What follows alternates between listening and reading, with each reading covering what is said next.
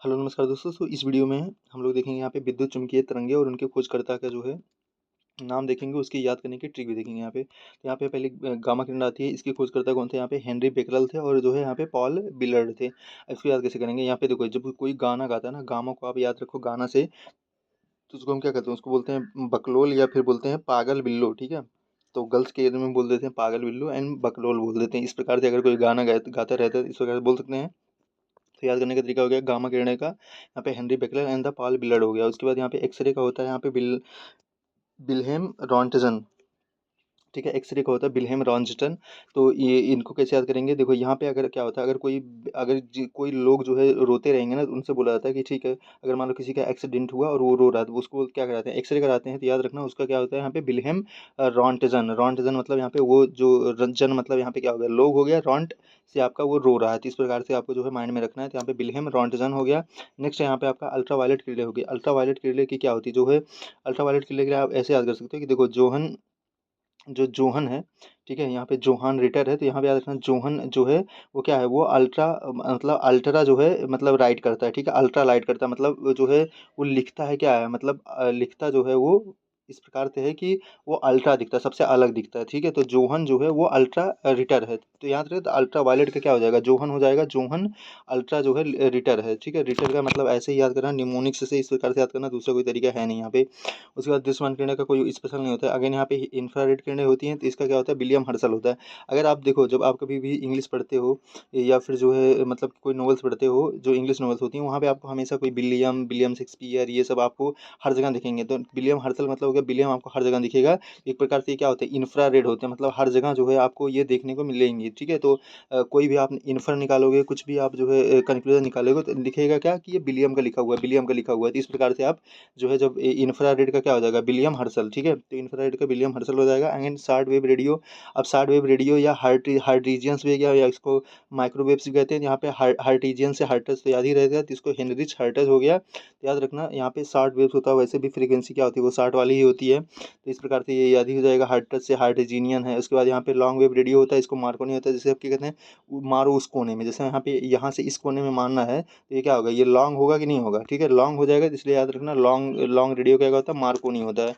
तो कोई भी जो है कोने में मार रहा है, तो कोने में मारता है तो वो क्या होता है? वो लॉन्ग, मतलब अगर कोई यहाँ से इसको यहाँ तक मार रहा है, तो वो क्या हो जाएगा? यहाँ पे आपका लॉन्ग वेव रेडियो होता है। इस प्रकार से याद करना। अगेन यहाँ पे कुछ परमाणु संधि और प्रोटोकॉल है। जैसे यहाँ पे रामसर कन्वेंशन होता है, ये 1971 का है, ठीक है। 1971 का है। तो इसका उद्देश्य क्या था? जो है ये आर्द्र भूमियों का संरक्षण और सतत उपयोग के लिए आता है। इसके थ्रू जो है वेटलैंड डे मनाया जाता है, ये 2 फेब को, ठीक है। हर साल जो है 2 फेब को जो है वेटलैंड डे भी मनाया जाता है। उसके बाद यहाँ पे क्या है? ये जल पक्षी कन्वेंशन के नाम से भी जाना जाता है, और इसका भारत इसका क्या है? भाग है। और यहाँ पे क्या है? टोटल अभी भारत में जो है 91 जो है रामसर यहाँ पे स्थल है। और जो है सबसे ज़्यादा आपको कहाँ पे दिखेगा? सबसे ज़्यादा जो है 20 तमिलनाडु में, और जो है यूपी में सेकंड स्थान पे 10 है। ये भी याद रखना। और अभी रिसेंटली जो है 2 ऐड हुए हैं, कहाँ पे? राजस्थान पे ऐड हुए हैं। तो टोटल जो है 91 हो हो चुके हैं। अगेन यहाँ पे स्टॉकहोम कन्वेंशन की बात करते हैं, ये 1972 का है। इसका उद्देश्य क्या है? पर्यावरणीय अंतर्राष्ट्रीय सुरक्षा है। इसकी विशेष टिप्पणी क्या है इस पे कि जो है पहले जो है जो यूएनईपी है, यूनाइटेड नेशन इन्वायरमेंट प्रोग्राम की स्थापना जो है इसके घोषणा के फलस्वरूप हुई थी। और जो है इसका ये यूएनओपी कब बना था? ये 1900 जो है आपका 72 में बना था यूएनओपी। और जो है इसका हेडक्वार्टर कहाँ पे है? नैरोबी केन्या में है, ठीक है। नैरोबी केन्या में, ये भी पता होना चाहिए। अगर यहाँ पे बात करते हैं साइट्स की बात करते हैं, तो ये जो है संकटग्रस्त जातियों और प्रजातियों के अंतर्राष्ट्रीय व्यापार हेतु कन्वेंशन है। संकटग्रस्त प्रजातियों के अंतर्राष्ट्रीय व्यापार हेतु कन्वेंशन है, ये 1973 में बना था। और यही यहाँ पे जो है ये साइट्स की बात करता है। यहाँ पे साइट्स क्या है? यह संकटग्रस्त प्रजातियों के अंतर्राष्ट्रीय व्यापार हेतु कन्वेंशन है। यहाँ पे ये संकटग्रस्त प्रजातियों तथा उनके उत्पादों के अंतर्राष्ट्रीय वाणिज्यिक व्यापार को क्या करता है? नियंत्रित करता है या रोकता करता है। मतलब मान लीजिए कोई यहाँ पे क्या कर रहा है, कोई ऐसा जो है एनिमल्स है जिसकी कंडीशन क्या है? बहुत ही दयनीय स्थिति है, तो उसको आप जो है उसका व्यापार नहीं कर सकते। या फिर कोई जो है पेड़ हो गया, तो या कोई जो है प्लांट है, उसकी भी दयनीय बहुत स्थिति बहुत दयनीय है, तो उसका भी आप जो है ट्रेड नहीं कर सकते हो। इस सब पे रोक लगाने का कार्य कौन करता है? साइट्स करता है।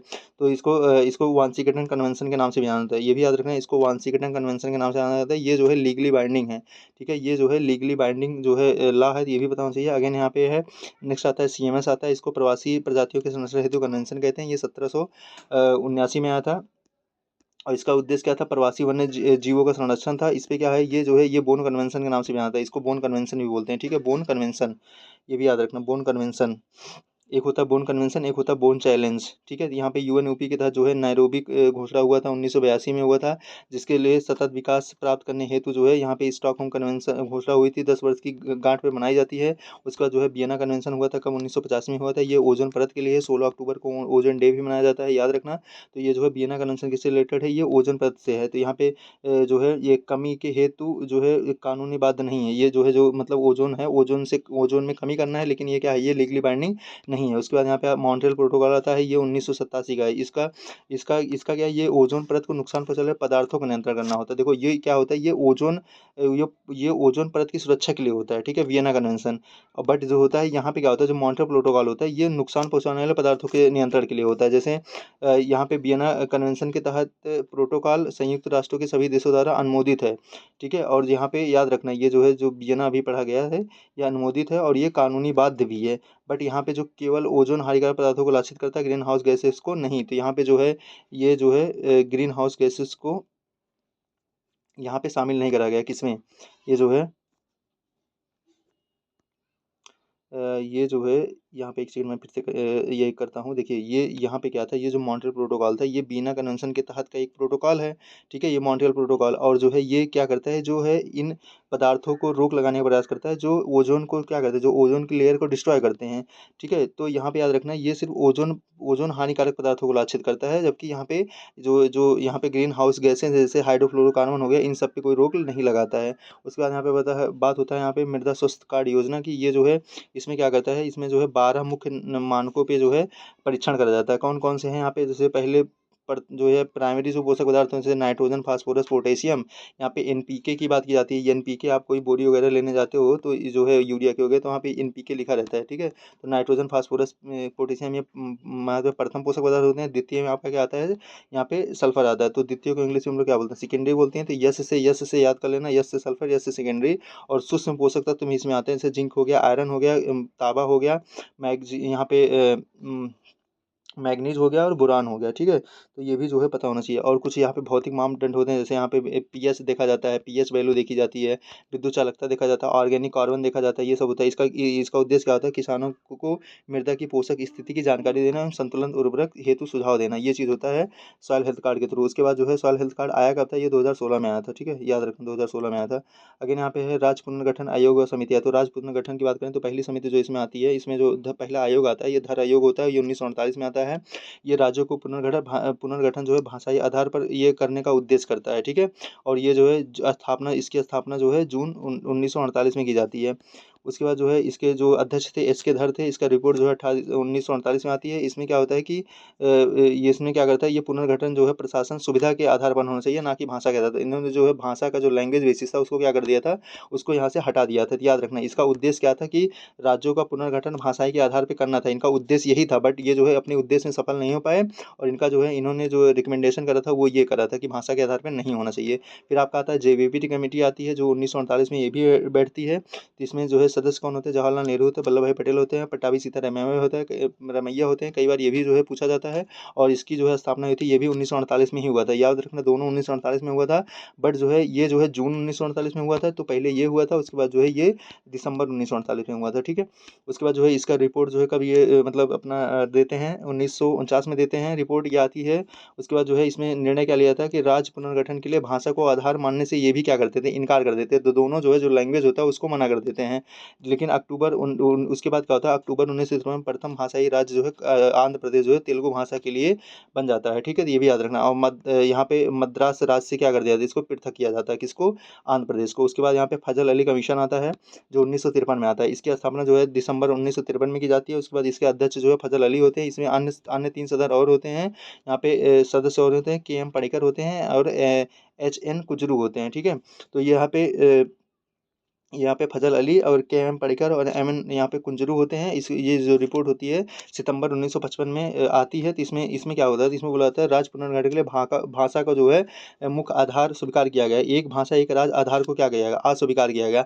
इन्होंने बोला ठीक है हम भाषा को कंसीडर करेंगे, but for one language one state हम कंसीडर नहीं करेंगे। ठीक है, तो ये चीज़ इन्होंने दिया। इन्होंने जो है राज्यों एवं क्षेत्रों के 4 स्तरीय वर्गीकरण को समाप्त करने का क्या दिया, प्रस्ताव दिया। क्योंकि इसके पहले जो हमारे स्टेट थे ना, वो कैटेगराइज कर देते थे, ए बी सी डी में, ठीक है, ए स्टेट, बी स्टेट, सी स्टेट, डी स्टेट, इस प्रकार के कैटेगराइज करे गए थे। तो इसको यहाँ पे खत्म किया गया और इसी के थ्रू जो है स्टेट रीऑर्गेनाइजेशन एक्ट जो है 1956 का लाया गया। 1956 में जो है स्टेट रीऑर्गेनाइजेशन एक्ट जो है इसी फजल अली कमीशन के बाद आता है। तो यहाँ पे कई बार पूछा जाता है, इनको क्रोनोलॉजी में लगाइए।